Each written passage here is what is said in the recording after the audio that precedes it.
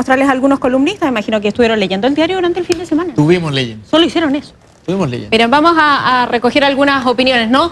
Nueva minoría, Jorge Navarrete dice, confirmarse este estrepitoso retroceso de la derecha, es probable que en su interior se verifique un cisma de proporciones, por decir algo.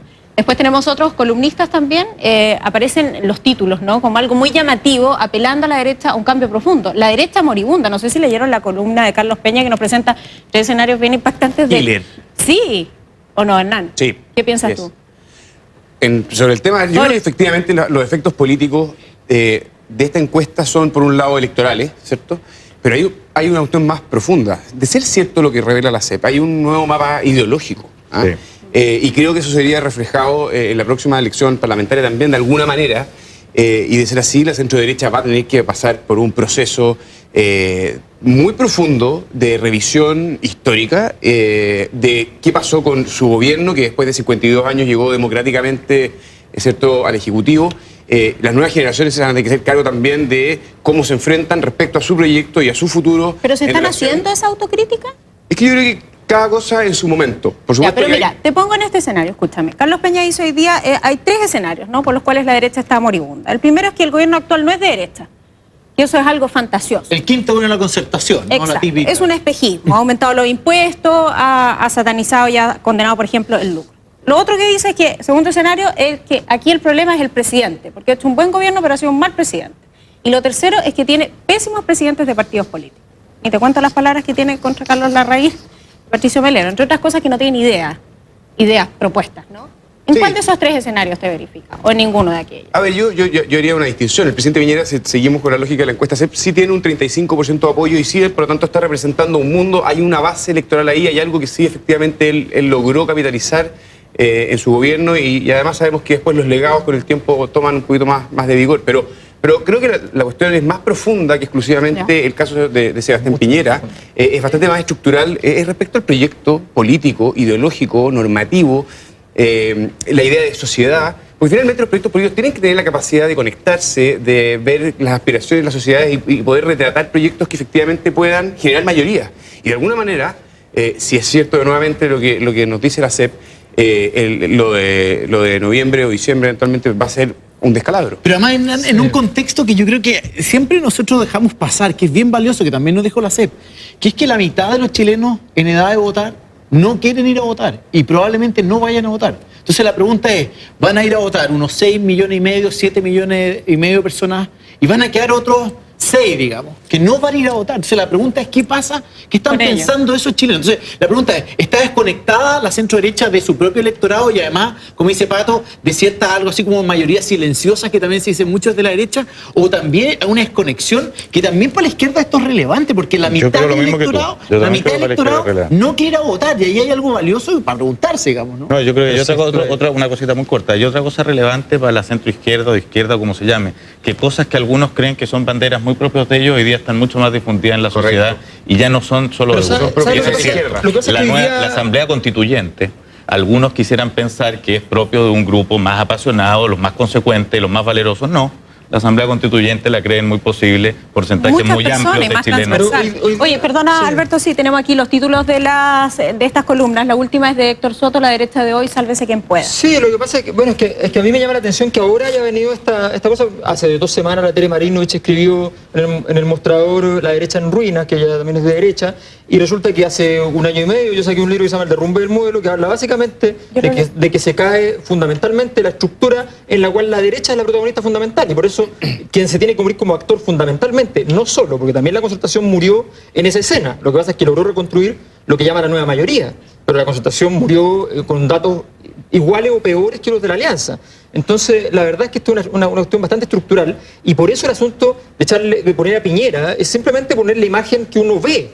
Y Piñera obviamente fue importante en muchos de los errores, pero en realidad aquí el asunto es mucho más profundo. La derecha tiene un problema que lo va a llevar. Pensemos lo siguiente, los puntajes que vemos hoy día nos hablan de que es la peor votación histórica de la derecha. O sea, no es cualquier cosa, esto es la peor votación histórica de la derecha. La derecha sacaba 30% trotando, ¿ya? Y hoy día 30% es como... Cada 30% Pinochet la subió al 44%. Pinochet la subió al 44%, o sea, de eso estamos hablando. Entonces, realmente esto Ya. es una derecha... Bueno, el 65, Pero se puede refundar. El 65 sacó como 7% de los votos, digamos. O sea, siempre puede ser peor el escenario. Así Pero la pregunta es si se puede refundar, desde dónde se puede reconstruir, si tiene que hacerse de nuevo, qué se hace con esta derecha o si tiene o no tiene Sí, lo otro electorado. que- Y muchos de los que nos ven y se verifican como votantes de derecha simplemente no van a ir a votar y van a esperar, no sé, un próximo gobierno. Lo otro Porque- que es preocupante es que esta es una derecha, la derecha de la que estamos hablando, se ha distanciado de su representación democrática. Eso,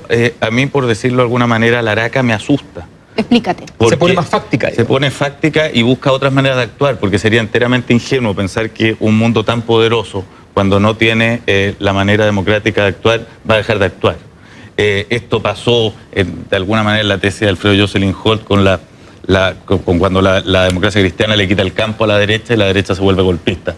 Yo no estoy pensando, no quiero pensar macabrerías inmediatas, pero es mejor que los grupos de poder estén dialogando con la sociedad a la que se supone que representan que cuando están solos y aislados, porque se pueden volver locos. Y la conversación cerrada se puede volver muy fanática y las maneras de actuar pueden ser muy Pero nefastas. Jarpa lleva años en el Pero campo y no ha hecho nada. la derecha tiene un problema, que a diferencia de la coalición de izquierda o centro-izquierda, es que, y esto uno podría mirar números para tratar de explicarlo, digamos, pero la intuición te dice que el electorado de la centro-derecha es bastante más común que el electorado centro-izquierda, que es bastante segmentado, y por tanto coaliciones son bastante beneficiosas en las familias de izquierda. El mundo de democracia cristiana es claramente bastante nítido y diferente el del PPD y el PS. En la centro-derecha la votación UDI y RN, aparte que se dice de las dos familias, en realidad el intercambio de votos es bastante grande. Entonces, la pregunta es, si eso es cierto, bueno, entonces uno diría... Cuidado, porque a lo mejor uno podría ir, siguiendo el modelo español, por ejemplo, uno podría dar un gran partido de centro-derecha. La otra lectura es que si eso no es cierto, y al revés, hay muchas familias, no solamente está la UDI, estamos los que somos liberales, está el mundo más progresista, está el mundo que es mucho más conservador probablemente que la UDI. Perdón, ¿y esos mundos tienen espacio? Es que ese es el punto, tiene que haber una cultura, y esto es lo que más le falta a la derecha, es una cultura de diversidad, o sea, ser capaces de comprender que dentro de es como una nueva mayoría, uno es capaz de armar una nueva mayoría dentro de las distintas culturas que hay dentro de la centro-derecha. Cuando hay una que es hegemónica y que busca ponerle la pata a las otras, es donde estamos en un problema, y ese es probablemente el debate en el que estamos metidos hoy. Y eso es lo que está pasando, Hernán, La tú que lo cultura vives patronal es adentro. muy jodida. Yo creo que hay una cultura de coalición en la centroderecha que es débil. O sea, todos los conflictos que hemos visto entre los partidos y la moneda en los últimos años demuestran en el fondo que hay una falta de capacidad de diálogo y de acuerdo. Esos consensos que logra, digamos, la nueva mayoría, que es capaz de callarse en muchas materias, Pero después en pueden orden de estallar, poder volver al tener el poder. y luego Después poder pueden estallar, organizarse. claro. Bueno, por eso hay escenarios donde no necesariamente el final es feliz, digamos, pero sí la centro-derecha tiene que hacerse cargo, entre otras dimensiones, creo, de la cultura de coalición, de cómo es capaz de construir un proyecto con diversidad, desde sus principios, desde su identidad, pero adaptándose a los nuevos tiempos. Yo creo que la lógica, digamos, pegada con la historia de Pinochet, eso pero lo que pasa es que fatal, eso es final. pero O sea, el yo creo costo... que la única oportunidad es con Pero un el proyecto costo- político La única oportunidad, perdona, es... para poder construir un proyecto con una opción más mayoritaria es un proyecto centro-derecha moderna post-pinochetista. Una cosa distinta a esa me parece que es completamente imposible. Pero Bueno, fíjate, y eso poder no es lo que lograr está una construyendo el mayoría. presidente de cara al 2017. Claro, pero hay un problema generacional, que yo creo que al final lo que le ha pasado a centro-derecha, ni siquiera en marzo, y ahora en noviembre o en diciembre, esperemos, es que en realidad en algún momento se va a ver lo que pasó en la concertación. Lo que hizo Michelle Bachelet fue taponear un montón de liderazgo. Lo ha hecho Max Colodro en todos los tonos, lo ha hecho Pirincho Navarrete en todos los tonos, y la verdad es que la concertación y Michelle Bachelet generó un tapón al recambio. Sebastián Piñera puede generar exactamente el mismo efecto. Entonces, en realidad el problema aquí no es la hegemonía UDI o RN, quién tiene el control de la UDI y quién tiene el control de RN. La pregunta es si hay una generación completa de líderes de centro derecha que en realidad cumplió un gran labor, tuvieron 20 años, algunos un poco más, digamos, en que generaron estos acuerdos, el crecimiento económico del país, instituciones listos para el sólidas, pero poder. creo que ahora es el momento de irse pero, por la... pero el punto del pragmatismo, o sea, el pragmatismo puede permitir ganar, pero la Constitución le permitió ganar, pero resulta que el proyecto que ellos supuestamente representaban está ahí pendiente 20 años. ¿Ya? Y resulta que la derecha, sin haber logrado llegar al poder, logró mantener su proyecto en las manos del otro. Entonces, el quien gana es bien relativo, porque claro, si te digo que te interesa el cargo, ganó la concertación. Si te interesa el proyecto, ganó la derecha. Y si la derecha hace un giro pragmático para llegar al poder por el poder, ¿ya? La pregunta es lo que le pasó a Piñera. Hizo un giro pragmático, llegó al poder y resulta que partió con el gobierno de los empresarios y terminó con el lucro satanizado. Entonces, la verdad es que el problema del pragmatismo, yo creo que es un problema grave hoy día en Chile. Los partidos en general se vuelven pragmáticos, pierden sus ideas, y el problema no es acusar a Melero de que no tiene ideas, como dice Carlos Peña. Melero efectivamente no tiene ideas, pero el problema de la derecha no está en Melero. De hecho, la derecha mantuvo sus ideas y quienes la perdieron fueron los socialistas, por ejemplo, con Claridad.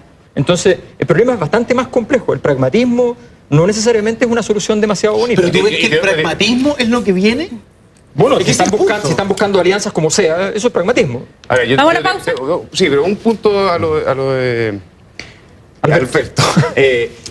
¿Por qué la derecha empresarial o fáctica, por qué los gremios están contentos con Bachelet? ¿Por qué Jorge Aguad, presidente de los bancos, se repite el plato feliz? El plato feliz. ¿Por qué? Siempre pone el ejemplo. ¿Por qué la Jorge apoyan Aguad, Jorge Aguad es demócrata cristiano de toda la vida. ¿Por qué la CPC? ¿Cuál es tu respuesta? No hay ningún miedo respecto, digamos, a los énfasis. No, están tranquilos, no tienen miedo, les gusta. Entonces, hay un gran abanico de expectativas que está detrás de Michelle Bachelet que va a ser difícil de ser cumplida también.